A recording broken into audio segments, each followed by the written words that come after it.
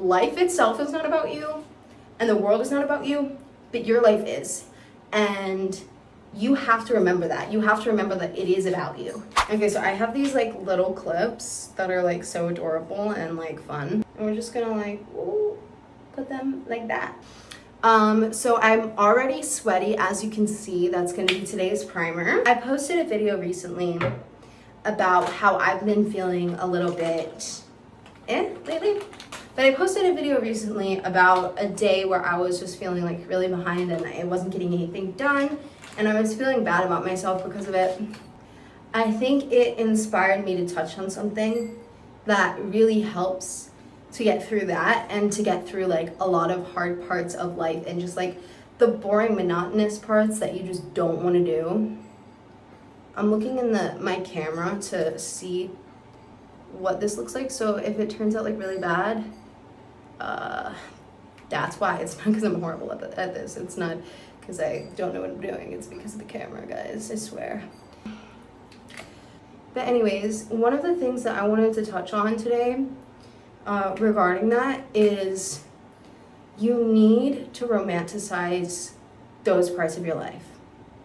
I feel like a lot of us, we romanticize some parts of our lives, but not necessarily the parts where like it's more necessary, if that makes sense. Like we romanticize the parts that are obvious, like when we accomplish something awesome, or we are having a really fun night out, or we're going on a date or going out with friends, like stuff like that. We romanticize that in a way because we romanticize that without trying a lot of times. And I don't think that's true for everybody. I think some people just like don't romanticize any part of their life. And when I say romanticize, I really mean like basically like feeling like you are the main character in your own movie type thing. And I know that sounds like a little bit like annoying and like self-centered, but like to a degree you can be self-centered because your life is about you, and you need to remember that. And I think remembering that, yeah, life itself is not about you and the world is not about you, but your life is. And you have to remember that. You have to remember that it is about you. And so when you're doing things that are like boring everyday tasks, you have to kind of remember that like this is about you. This is not about other people. You have to remember that it's about you, and you have to take that and use it to realize like, wow, like I can do more things to make this monotonous part of my life feel more magical and whimsical in a way. It's not necessarily feeling romantic, but feeling like maybe romantic, yes, but like not in like a romantic partner type of way, in like your life feeling magical and full of purpose. I think a really good way to put it is like having mindfulness and intention with everything you do, even the small stuff. Especially if you're someone that has a lot of stuff to do generally day to day, even if it's just like monotonous stuff like working, because that's where I'm at right now. Even if it's just stuff like going to work or whatever, being intentional about every action that you take every day really creates like this romanticness to your life and this, intention. And when your life has intention, even the boring things can feel very beautiful and very rewarding and satisfying. I think when we write off parts of our lives and things become ordinary or normal, we forget to like realize how cool it is that we're living and that we're alive and that you're living and that you're alive. Because let's be real, you have to make this about yourself. This is about you. When you're trying to romanticize your life, you're romanticizing your life. I'm not asking you to romanticize life. I'm asking you to romanticize your life. Because I'm the type of person where I don't think romanticizing life is realistic. Life in general is hard. And it's It's unpredictable.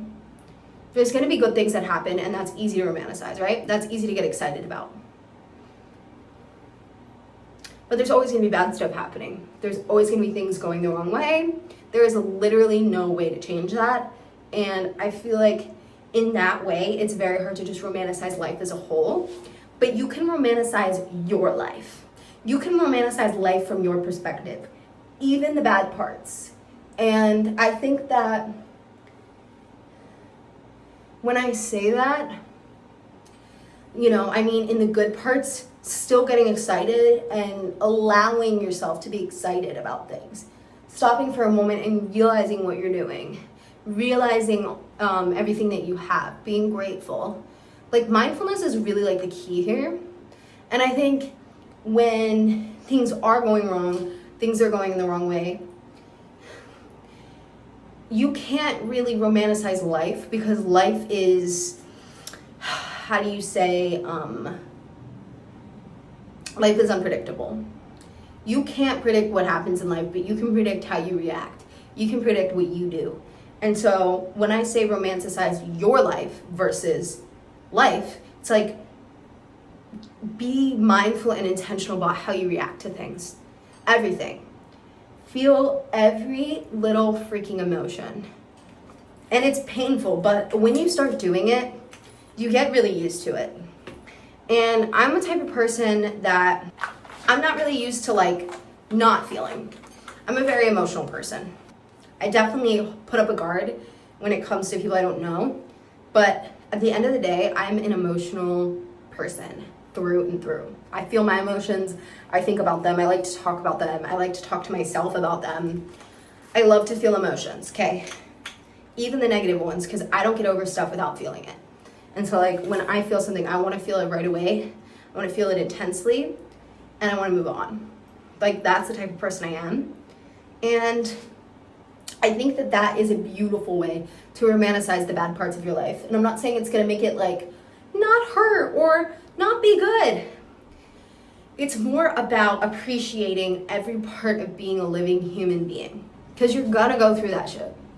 You're going to not go through that shit. There's going to be moments where you're going to be going through absolutely nothing, happy or sad, and you're going to feel like a fucking bum, or you're going to feel bored, or you're going to start to question everything in life because you have nothing else to think about. These things are real, in the good parts, in the bad parts, in the sad parts, in the nothing parts. We have to be romanticizing our lives, because otherwise we are underliving. We are taking for granted the life that we've been given. I am someone that believes in God, and I'm going to put it from that perspective for a second, but if this isn't something you believe in, you can put it towards whatever higher power you do believe in. I think that we were put here for a reason, and it would be such a shame if I were to waste the gift of life that God gave me. Like, I get to experience. When I think about it like this, where were you before you were born? I don't know. Were you experiencing anything? Not as far as you're aware, right? And so you are now experiencing. You now get the blessing of being alive, being able to smell, taste, feel, Why would you take that for granted? Any moment of it.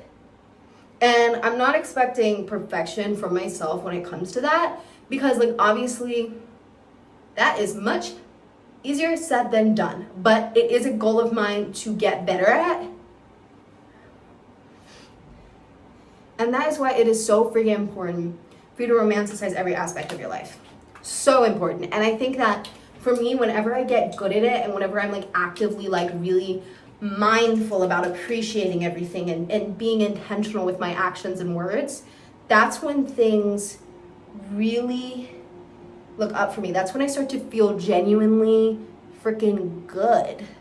Excuse me, I really don't know how to do my brows. That's when things look up for me. That's when things look up for me. As somebody I full transparency, struggle with anxiety and OCD. And those things become so much easier to manage when I am doing this well, when I am being intentional, mindful, and romanticizing my life and myself. I know that this is like literally such a no makeup look. It looks like I have nothing on, literally at all. Romanticizing your life can look different for everybody, but I think that, okay, romanticizing your life can look different for everybody, but I feel like if you're sticking to those pillars that I was talking about, being mindful and intentional, I think that you can't go wrong. I think that you can't go wrong. And again, perfection, not realistic. You're not always going to be that way. In fact, I find 9 times out of 10, I'm not. And that's why I think that I struggle so much. Like, I think mindfulness and intention are just the answer to like 50% of my problems right now. But yeah, that is the moral of today's story. I just really wanted to talk about that because it's something that is so important that I'm working on personally. And I feel like a lot of people that may be going through a similar place in life, or honestly anybody, I feel like this is just good I feel like this is just a good thing to hear. It's important.